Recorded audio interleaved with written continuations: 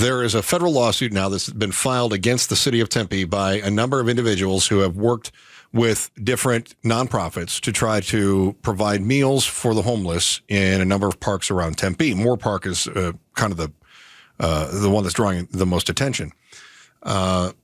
So the city has cited some of the individuals, including Austin Davis, who's been a guest on this program in the past. He's with AZ Hugs.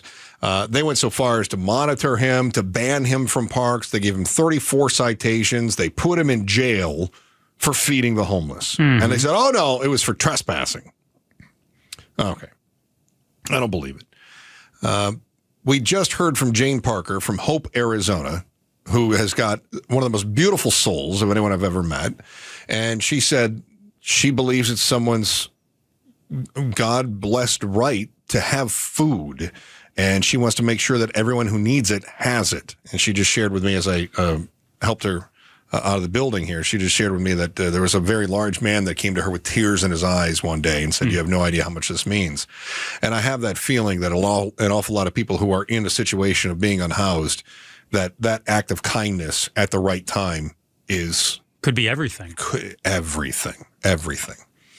So why not do it on their own property? That's a really good question. And because Tempe technically couldn't stop you if it's your own property, right? So technically couldn't stop you is a really tough one. We might wonder, why would they even try to stop you if you're trying to do it on your own property? Could they say you've got a large gathering? You've got parking violations. You have occupancy violations. You have all of these other things. There are a number of things that Tempe has gone and really stretched in order to come down on this group in the public square. Mm-hmm.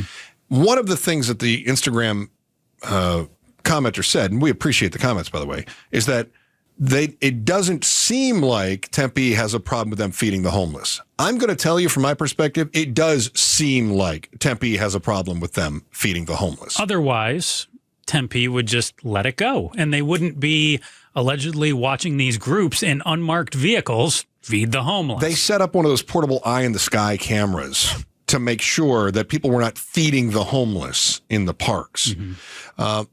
When we reached out to the city of Tempe, and we did again today, and they declined to comment, but we reached out in the past over this topic, and they sent us effectively a press kit, right?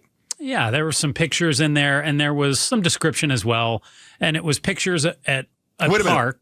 Was it pictures of these people feeding the homeless and doing dastardly things? No. Was it pictures of these people not cleaning up after themselves? What I recall seeing I'd describe it as a press kit, was pictures of some needles and some trash that was left behind.